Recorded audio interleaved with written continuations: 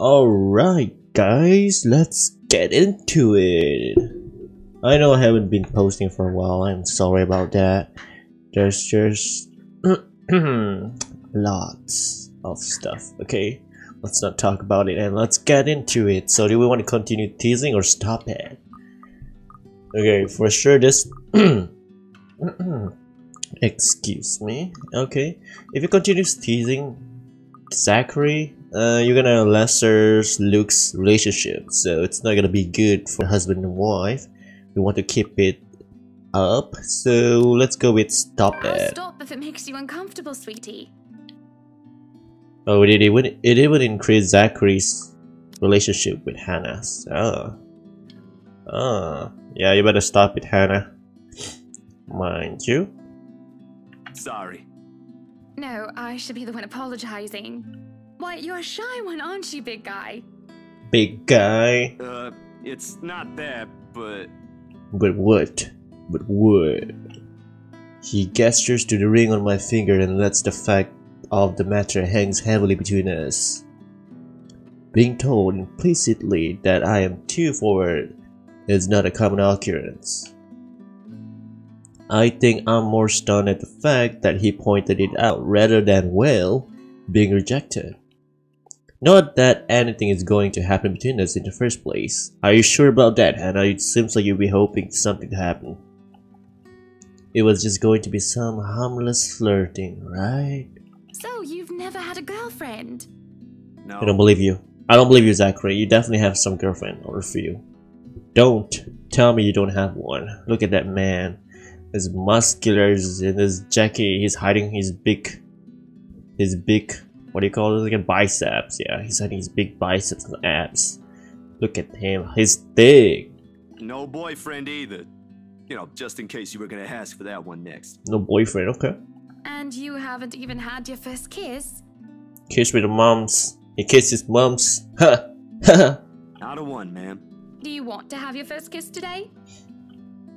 I can't help it. I really can't, and I'm going to apologize lots later.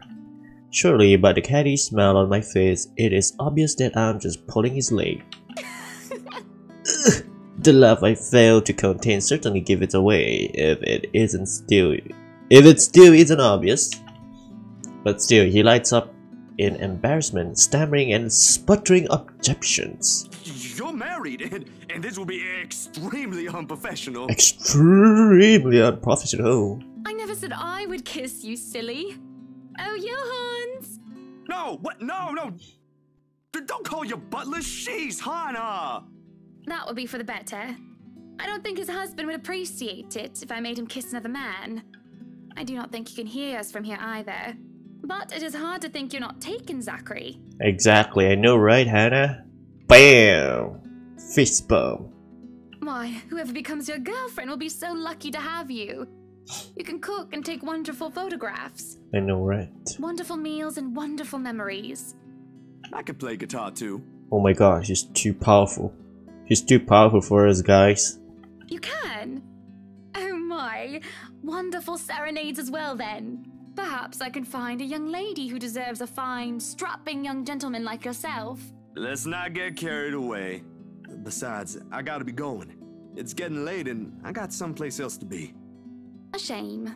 A shame. I will be expecting you again soon, I hope. For a copy of my photographs, yes? Of course, I'll even deliver them personally. Personally, hell yeah. Just, you know, don't try to make me kiss your butler when I drop by.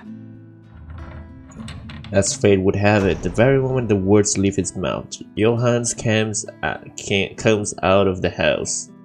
Judging by the slight raise of his brows, he has heard only the tail end of the sentence. There shall be no kissing of any butlers under this roof, Danke. But you are not under a roof, are you, Hansi? To my amusement, he takes a step back, safely placing himself within the threshold of the foyer and under the roof of the house. And just as ever, he is quick to return with a sardonic reply. I am now.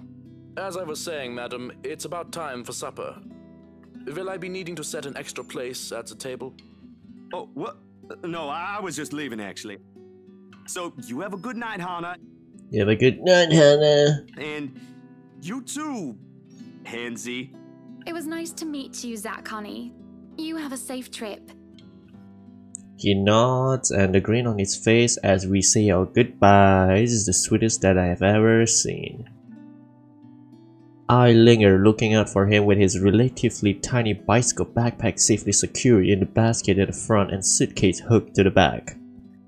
I watched as he went down the path to Anselm village until he's nothing more than a blip in the horizon. I cannot help the small smile on my face as I go inside for supper.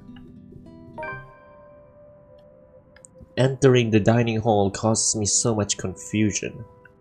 It's dark. For a moment I thought the electric work is not up to par. But that clearly is not the case, as every other room is bright with artificial light. Finding the light switch is a monumental task considering the size and my unfamiliarity with the room.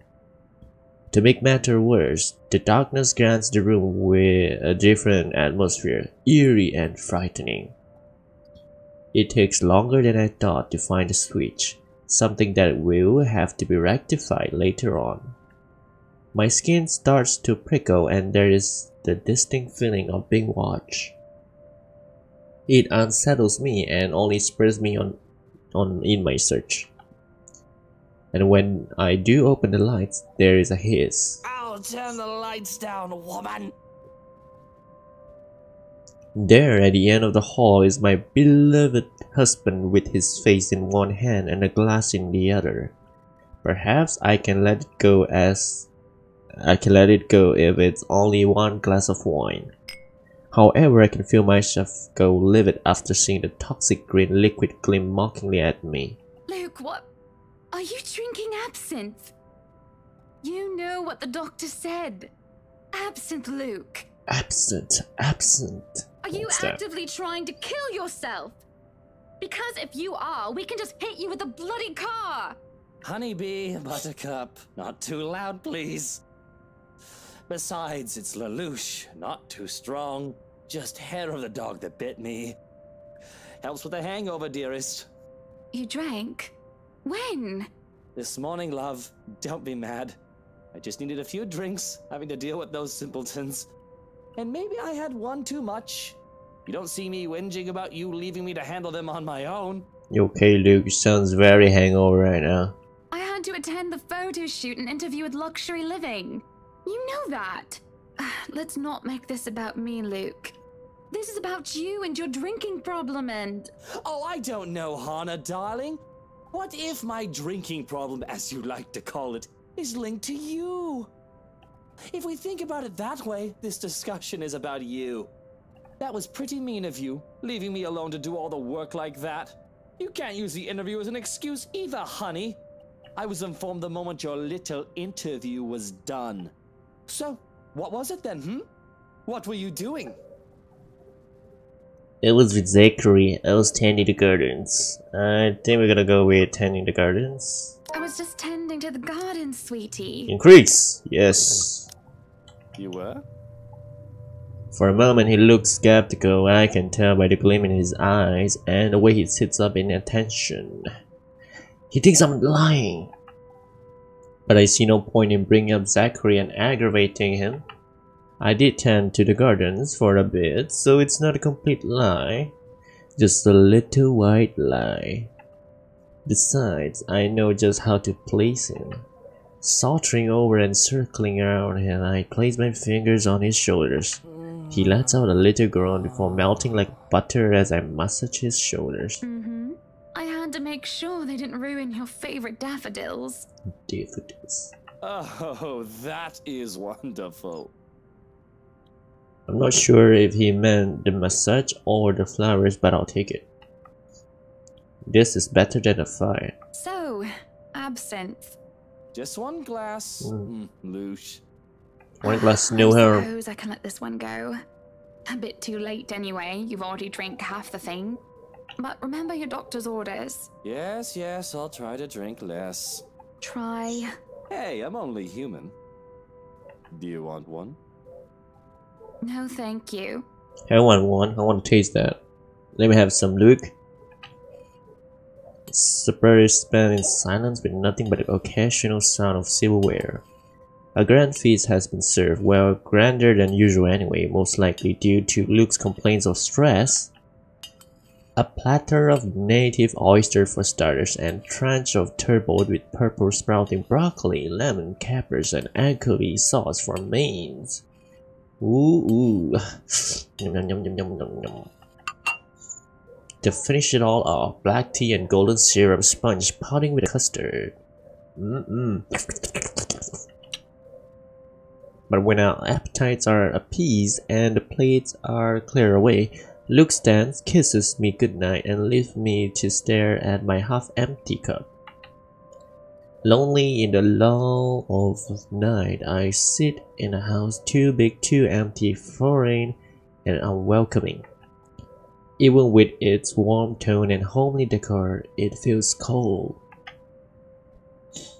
There is no need for tears, however. I know I can get through this like every other obstacle I have faced before. This is a minor setback in what I hope I will be, a long and happy life. To remind myself that this place is for Luke and for our future children fills me with a renewed vigor. Besides, it looks like someone is having a cry already. The wailing is far away and muffled, yet at the same time it shakes me to my very core as I hear it. As if the suffering is just standing right beside me. Hearing it sends chills down my spine and makes my skin prickle with goosebumps. Who is that?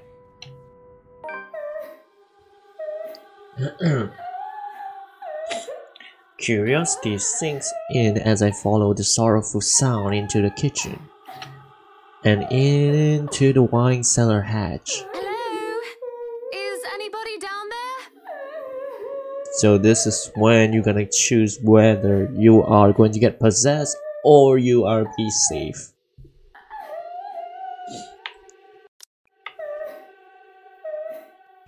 It is one of the household help. They will surely need some talking. After all, this wouldn't be the first time I've gone and found one mate sobbing their eyes out over one thing or another. As professional as our staff are, they are still human. More often than not, it was either Johannes or I would calm them down, who would help them figure out how to go on about things. Unfortunately, I am not in high spirits right now, so I am not as wholly benevolent. So do I want to open the hatch or call them out? If you open the hatch, right, this what gonna happen, I'm telling you right now. If you open the hatch, Hannah's gonna get possessed, alright? But if you call them out, I'm not sure what about that. I'm not sure what's gonna happen, but I don't think that Hannah's gonna get possessed. Maybe she just skip it. So I'm gonna leave it here as it is now. So tell me what you guys want, okay? Either I should open the hatch and let Hannah's get possessed, or should I just leave Hannah's be as she is, and just call them out from here? So yeah, stay tuned for more videos, and I'll see you guys on the next one. And don't forget to leave a subscribe, and like it. Like this video, comment which option you want me to go with, and I'll follow you. Cause I will follow you. I will follow you wherever you go. Alright, see you guys. See ya.